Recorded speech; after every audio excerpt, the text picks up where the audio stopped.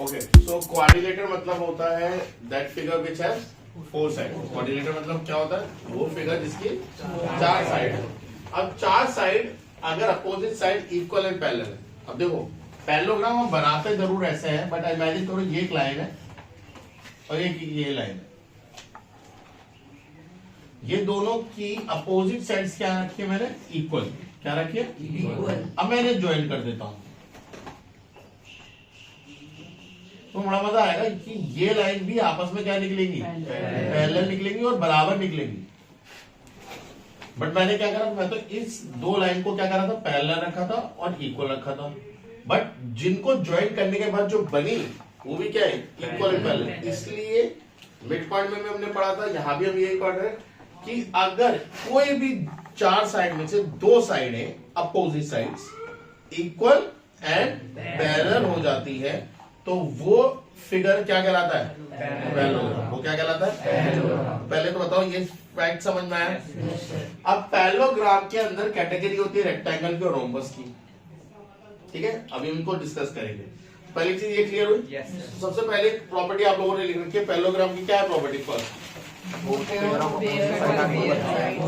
Both sides are equal. ये हमने पढ़ा है। यानी अगर मैं इसको पैरेललोग्राम को ढंग से बना दूं कि ये साइड इसके पैरेलल है तो ये इसके इक्वल है, ये पैरेलल है तो ये दोनों भी आपस में क्या है? इक्वल। आगे बताइए। इक्वल है पैरेलल। तो ये दोनों पॉइंट वही हो गए मेरी। तीसरा पॉइंट एक जना दिखाओ। एक जना पढ़ो। Coordinator is a parallelogram if a pair of opposite sides are equal and parallel and the diagonal of a parallelogram bisect each other.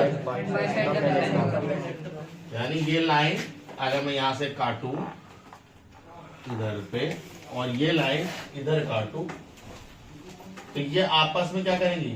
Bisect. ये आपस में क्या करेंगी? समझ में आई बात? नहीं है? ये आपस में क्या करेंगी? बाइसेक्ट करेंगी। कोई डाउट? अच्छा, opposite angle of a parallelogram are equal, ये भी पता है ना? जो एंगल यहाँ होगा वही एंगल यहाँ होगा। अगर ये 70 है तो ये भी 70 होगा। और इन दोनों का सम क्या होता है? Adjusted angle 180। इन्हें बोलते हैं कोइंटीरियर एंगल। तो 70 प्लस यानी मान लो ये अगर x है पूरा, ये y है तो x प्लस y क्या कितना होता है? 180। बताओ पैरेललोग्राम में कोई डाउट है अभी? इसके बाद आते हैं रेक्टेंगल में। क्या किस बात है? तो रेक्टेंगल क्या होता है? रेक्टेंगल भी एक तरीके का पैरेललोग्राम है, बस उसके opposite side equal and parallel तो है। ये इसके इक्वल है, ये इसके इक्वल है, बट ये एंगल कितना बन जाता है? और एक 90 बनते के साथ ही चारों क्या आ जाएंगे? 90। क्योंकि एडजेसेंट एंगल क्या होता है? इन दोनों का सम इक्वल नहीं होता, ये दोनों का सम 180 होता है। तो अगर एक 90 है तो ऑटोमेटिकली दूसरा 90, ये 90 तो इसके वजह से ये 90, ये 90 तो इसके वजह से, तो ये चारों 90 हो जाते हैं। ये भी अभी भी पैरेललोग्राम। समझ में आ रहा है? इसकी मजेदार बात है अगर ये लेंथ है तो ये भी लेंथ है, ये ब्रेथ है तो ये भी ब्रेथ है। इसकी जो डायगोनल निकल के आती है वो होती है क्या? बराबर। जो क्या होती है? क्या पैरेललोग्राम में बराबर दिख रही है? पैरेललोग्राम में बराबर नहीं दिखती, बाइसेक्ट करती है। इसमें बाइसेक्ट करेंगी नहीं। और एंगल जैसे यहाँ पे जो एंगल है उसका चलो अभी बात करेंगे इसके बारे में। पढ़ो पहले प्रॉपर्टीज ऑफ रेक्टेंगल पढ़ो। क्या है? एक जना पढ़ो। The diagonals of a rectangle are equal. The diagonal of a rectangle क्यों? इमेजिन करो ये वाली से डायगोनल की बात करो, इस वाली। तो ये भी है, ये भी, और ये क्या है? 90। तो l square plus B square equal d square. अब इसकी बात करो तो यहाँ बी स्क्वायर यहाँ चला गया, एल स्क्वायर वही है, तो इसकी भी डायगोनल क्या होगी? L square plus B square. वो तो अभी भी सेम है भाई। एक बार को अगर ये डायगोनल की बात कर रहे हो तो अब बताओ फॉर्मूला क्या होगा? L square plus B square नहीं होगा? और जब इस डायगोनल को हटा दो और जब इस डायगोनल की बात करोगे तब क्या होगा? तब भी L square plus B square ही होगा। तो फॉर्मूला तो सेम ही रहने वाला है। क्लियर है या नहीं है? आगे पढ़ो। If the diagonals of a parallelogram are equal, the parallelogram is a rectangle. If the diagonals of a parallelogram are equal, तो इसका मतलब diagonals of a parallelogram are equal? No. Diagonals of a parallelogram are not equal. क्योंकि condition क्या बोल रही है? अगर diagonal of a parallelogram equal हुई तो वो रेक्टेंगल है। मतलब पैरेललोग्राम की डायगोनल इक्वल नहीं होती। आगे ओके, ये समझ में आया? Yes, sir. स्क्वायर क्या होता है? चारों साइड बराबर। काफी हद तक रोम्बस जैसा होता है, बट रोम्बस के एंगल 90 डिग्री नहीं होते। तो ये बनेगा 90, ये बनेगा 90, ये बनेगा 90। अच्छा, एक मिथ और है रेक्टेंगल को लेके, वो सोचते हैं ये एंगल बराबर बराबर बटेंगे। नहीं भैया, ये एंगल बराबर बराबर नहीं बटेंगे, याद रखिएगा। ये एंगल कुछ और होगा तो ये एंगल कुछ और होगा।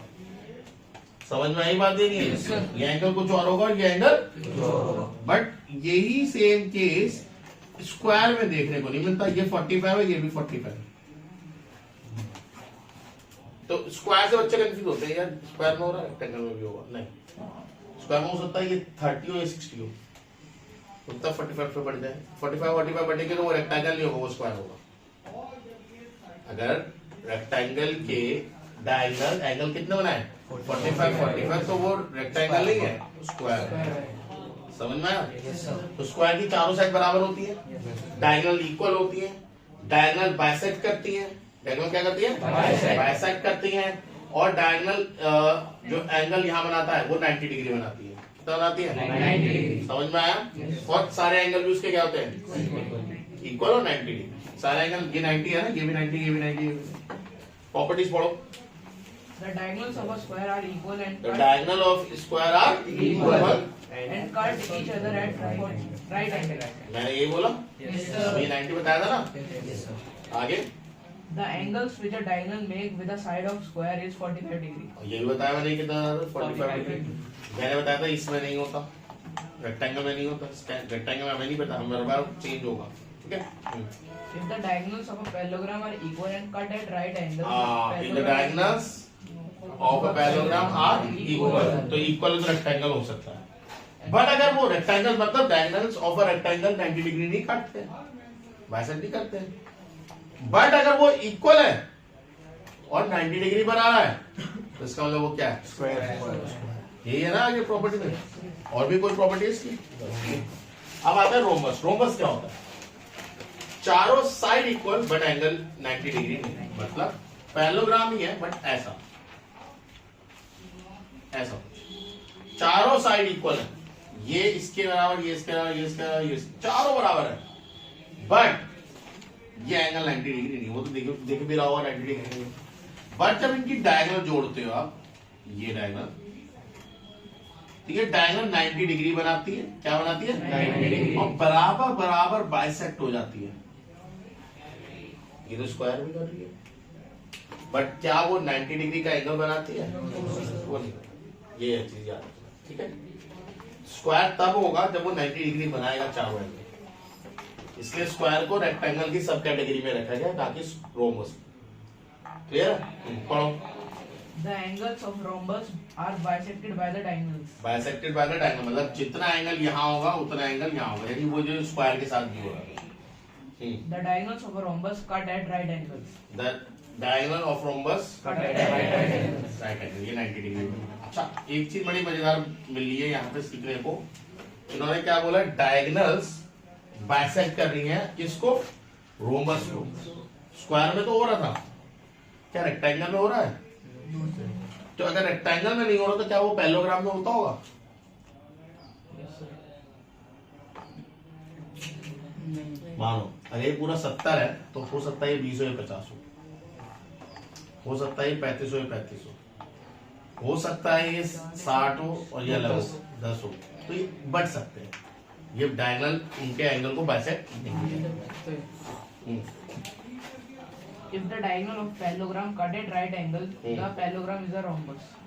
If a Diagonal of parallelogram parallelogram cut at right right angle, angle, the parallelogram is a rhombus. अब मुझे बताओ वो स्क्वायर कब होगा? क्योंकि स्क्वायर में भी यही है, उसके एंगल्स 90 डिग्री नहीं होंगे। एंगल बाइसेक्ट तो दोनों करते हैं 90 डिग्री, बट जब एंगल उसका 90 डिग्री नहीं होगा तो वो स्क्वायर नहीं, वो रोम्बस कहलाएगा। क्लियर है? नेक्स्ट है काइट, वो आपको समझा देता हूँ। आपके सिलेबस में जो काइट है तो वैसे बहुत तरीके की हो सकती है, ये आपके सिलेबस में है। अब इसमें ये भी हो सकता है कि ये इसके इक्वल होता है, ये इसके इक्वल होता है, ठीक है? वैसे काइट्स और भी तरीके कहते हैं ये इसके इक्वल नहीं है, ये इसके इक्वल नहीं है, बट वो काइट शेप नहीं रहेगी। आपके सिलेबस में ये भी हो सकता है कि ये चारों इक्वल हो जाए, तो वो क्या बन जाएगा, वो रोम्बस बन जाएगा।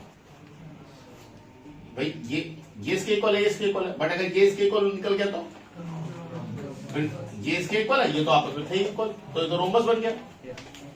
तो काइट कब बनती है, ये रोम्बस को खींचते थे, इसकी पूंछ पकड़ी खींचती थोड़ी सी लंबी, तो बन गया काइट। ठीक है, प्रॉपर्टी पढ़िए, डायगोनल होगी, पढ़ो। Angle A equals to angle B angle A equals to angle B दिखाना यार, फिगर क्या बना है, तुमने बिना फिगर के लिख दिया क्या? अरे इसके पढ़ो। Angle A equals to angle C। दिखाओ फिगर दिखाओ, और नहीं फिगर दे दो, A B C B, ठीक है ना, वही है। हाँ पढ़ो, पढ़ो। Angle A equals to angle C। ये एंगल इसके इक्वल होगा, वो होना भी चाहिए। इमेजिन तो ये डायगोनल नहीं है, ये दो ट्रायंगल कॉन्ग्रुएंट नहीं हो गए, मैंने कहता है ये इसके इक्वल है, ये इसके इक्वल है, बी में कॉन्ग्रुएंट तो बाय ऐसा ऐसा कॉन्ग्रुएंट होगा, कॉन्ग्रुएंट होगा तो ये तो इसके इक्वल होना ही चाहिए।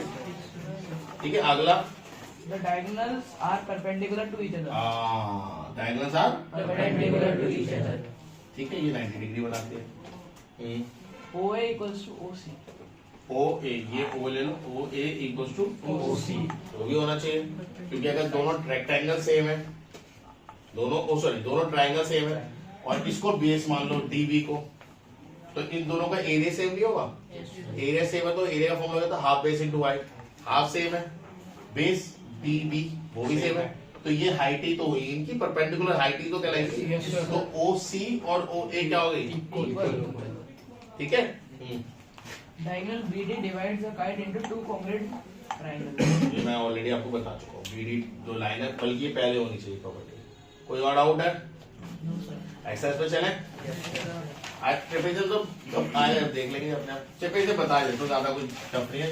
ये लाइनें हैं, देखो ये ट्रेपेजम है, ये लाइन ये इसके पैरेलल होती है, क्या होती है? पैरेलल। आइसोस्केलेस ट्रेपेजम ये इसके बराबर भी होती है। ट्रेपेजियम में ये इसके बराबर है, ये कहीं नहीं लिखा। आइसोस्केलेस ट्रेपेजियम में ये इसके क्या होती है, और ये लाइन क्या होती है, पैरेलल। तो ये एंगल अगर मान लो x है, तो ये क्या होगा, y, और इन दोनों का सम क्या होगा, 180। कोई डाउट? पक्का समझ में आया? बढ़िया। और ठीक, अच्छा हाँ, जो एंगल यहाँ है वो एंगल यहाँ है, अगर आइसोस्केलेस ट्रेपेजियम है तो, जो एंगल यहाँ है वो एंगल अगर आइसोस्केलेस ट्रेपेजियम है तो, ठीक है। और ये सब कोऑर्डिनेटेड है, चारों का एंगल का सम क्या होगा, चलो कॉपी करो फटाफट, प्रॉपर्टीज करो, क्वेश्चंस करते। ओके ओके, फर्स्ट वाला देखो, फर्स्ट वाले में ये x दे रखा है, ठीक है, और ये 18 दे रखा है। अब मुझे एक बात बताओ, मैंने आपको रेक्टेंगल में, ये रेक्टेंगल है, ये रेक्टेंगल है, ये रेक्टेंगल, ये रोम्बस है, ये भी रोम्बस है, ये स्क्वायर है, ये स्क्वायर है, ये ट्रेपेजियम है, काइट है, ये पहले बता दिया। अब रेक्टेंगल में ये साइड इसके इक्वल होगी, ये अपोजिट साइड इसके इक्वल होगी। अब मुझे बताओ, अगर आप सिर्फ डी सी बी देखो, तो डी सी बी एक सिंगल कट आएगी, डबल कट आएगी, डायगोनल आएगी, ठीक है। अब देखो c d a single cut, double cut और एक डायगोनल, तो जो एंगल यहां बन रहा है वो एंगल यहां नहीं बनेगा, बताओ क्यों? ये थ्योरम में भी कह सकते हो, या ये कह सकते हो बाय कॉन्ग्रुएंसी बोलते थे, because two triangle are congruent, ठीक है। और the diagonals form the angle are in equal in pairs, ठीक है, मतलब वो सेम होते हैं पेयर्स पे, मतलब अगर यहाँ 18 बना है तो यहाँ x बना है, एक 18 बना है ना, तो इसका मतलब ये डायगोनल ने भी यहाँ पे क्या बना होगा, 18 नीचे वाले में, ठीक है। जैसे ये मान लो लेंथ मान लिया, तो डायगोनल ने लेंथ के साथ कितना एंगल बनाया, 18, तो ये वाली डायगोनल भी लेंथ के साथ कितना एंगल बनाएगी, 18। ये डायगोनल ने ब्रेड्थ के साथ कितना बनाया, x, तो ये डायगोनल ब्रेड्थ के साथ कितना बनाएगी, x। आई बात समझ में? इस तरीके से आप लिख सकते हैं, कोई डाउट? तो diagonal form the angle with length are always same, ठीक है, in a rectangle, only in rectangle की डायगोनल जो एंगल बना रही है लेंथ के साथ या ब्रेथ के साथ सेम। तो यहाँ पे ये जो डायगोनल है ये इसके साथ जो बना रही है लेंथ के साथ 18, वो यहाँ पे भी है, यहाँ पे भी तो 18 ही होगा ये। बात समझ रहा है? ये ऑल्टरनेट इंटीरियर एंगल ही तो है, ठीक है। Okay, so angle DAC is equal to angle DBC, ठीक है। यहां लिख सकते हो angle form with diagonal with length breadth जो भी आप लिखो। तो DAC कितना निकल गया है आपके पास x, तो x प्लस 18 90 नहीं होता? Yes, sir. Angle of rectangle बोलो।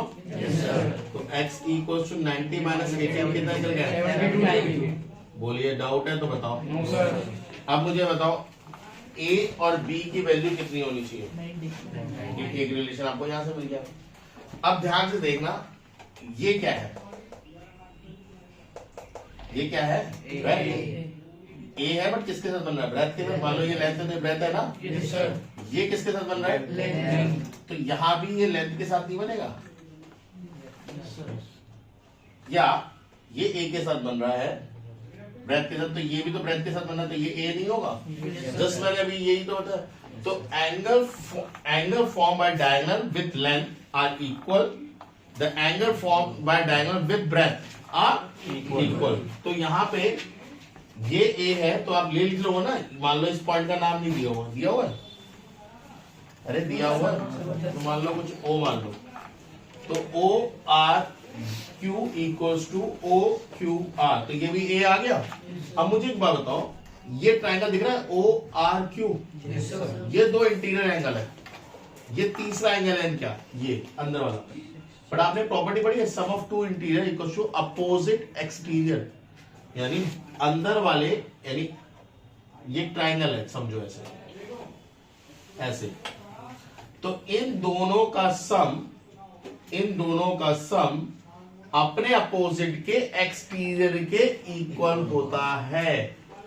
समझ में आया? अपने अपोजिट के एक्सटीरियर के। तो यानी a plus a equal to 120 होगा नहीं होगा? सम ऑफ टू, ये वाली एंगल की बात कर रहा हूं, ये वाला, ये एक एंगल, ये एक एंगल, ये तीसरा एंगल ये है, बट इसको नहीं लेना। इन तीनों का सम करोगे तो कितना आएगा? 180। तो आपके पास काम बढ़ जाएगा, या तो 120 से माइनस करो 60 आएगा, फिर आप करो सबको प्लस, ये कर सकते हो, या दोनों को प्लस करो 120 के इक्वल, वहां से क्या आएगा? 2a इक्वल टू 120, आगे इक्वल 60, और a आ गया तो a प्लस b कितना दे रखा था? 90 डिग्री, तो b कितना आएगा? 90 माइनस 60 दैट कम्स 100 डिग्री। बताओ कोई मुश्किल है? No, sir. तो बहुत फटाफट आंसर है इन सबके। क्लियर है या नहीं है? कोई डाउट चल रहा है अब तक बताओ। ओके, नेक्स्ट आओ इधर। ये क्या है? रोम्बस। रोम्बस में डायगोनल जो बनाती है एंगल, वो क्या होती है? बाइसेक्ट करती है नहीं करती है? अभी तो पढ़ा में रोम्बस की क्या कहते हैं? तो अगर ऊपर एक्स है तो ये क्या होगा? नीचे भी एक्स। अब मजेदार बात बताता हूँ, चारों साइड क्या है? तो ऐसे उसके लिए ट्रायंगल हो गया, दिख रहा है? Yes, sir. तो ये भी क्या होगा? तो x plus 140 180, 2x equal to 180 minus 140 40, x equal to 20. Check कर लेना, देखो चेक करो 20 आ रहा है ना answer? Yes, sir. Yes, sir. कर लोगे खुद या कराओ? Yes, sir. समझ में आया ना क्या बोला? अब इधर आ जाओ, ये क्या है? ये भी रोम्बस है, ये रोम्बस है ना? Yes. नहीं, ये स्क्वायर नहीं है, रोम्बस है। वहाँ है रोम्बस है। रोम्बस है, रोम्बस है, रोम्बस.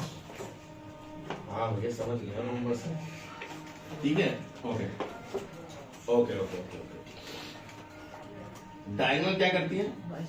ये कितना होगा? ठीक है, तो यहां से एक्स वाई जेड में रिलेशन आ गया। भाई आया नहीं है? Yes, sir. डायगोनल 90 डिग्री भी बनाती है, तो 90 प्लस 34 124. 124 माइनस 180 56. 56, तो एक्स की वैल्यू चेक करो 56 है। Yes, sir. ठीक है, कितना बाई किया? होगा वो तो अंडरस्टूड बात है। अपोजिट एंगल इक्वल होते हैं x is equals to y is equals और डायगोनल भी बाइसेक्ट होती है। अरे x equal to y equal to बस पढ़, मैं क्या बोल रहा हूँ? अपोजिट पूरे एंगल इक्वल होते हैं रोम्बस में। जब पैरेललोग्राम समझ लो, पैरेललोग्राम का तो पार्ट है ये। तो अपोजिट एंगल तो वैसे भी इक्वल होते हैं, अपोजिट एंगल इक्वल होते हैं, तो ये एंगल और ये डायगोनल क्या करती है, बाइसेक्ट करती है। तो जो एक्स है वो वाई भी तो होगा। आई बात समझ में कर लोगे, ये लिखने का तरीका फॉलो करना है, नहीं करोगे मार्क्स नहीं मिलेंगे, फिर मुझसे बोलना रोते होते। ओके इधर आओ। ये कितना होगा 45, क्योंकि ये डायगोनल बना रही है किसके साथ, स्क्वायर। 45 प्लस डी, देखो sum of two interior equal to opposite exterior, बार-बार यूज होगी ये प्रॉपर्टी। Yes, sir. चलो साहब इधर sum of two interior is equal to opposite exterior. Sum of two, ये दोनों की बात हो रही है, interior is equal to opposite, ये अपोजिट है बट इसका एक्सटीरियर। तो 45 प्लस डी इक्वल टू 112 करके देखो माइनस कितना आ रहा है, 112 माइनस 45 क्या आएगा, अरे 112 माइनस 45 करो यार, 167 सर, सॉरी 67 67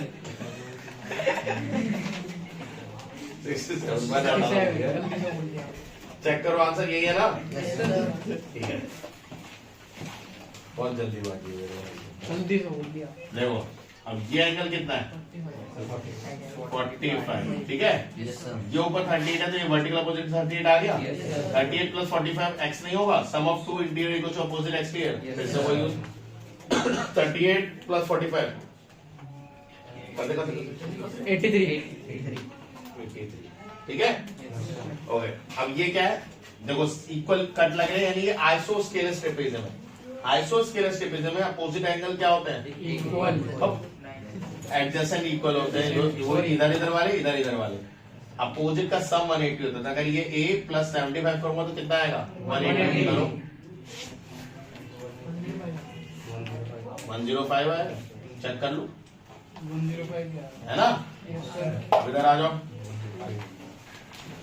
यहाँ पे क्या है, ये a है, अरे भैया बताओ ना, ये तो 90 डिग्री कटता है, 90 39 a, तो 90 से 39 डायरेक्ट माइनस करो कितना आएगा 51 है, सही है। ऊपर भी है, ये नीचे भी तो भी होगा क्योंकि डायगोनल क्या करती है, ये वाली डायगोनल बाइसेक्ट, ये 90 है, 90 74 ये भी, तो कितना आएगा डायरेक्ट माइनस करो, 90 माइनस 74 करो, क्लियर है। इस तरीके से लिखना और कुछ नहीं करना, समझ में करो।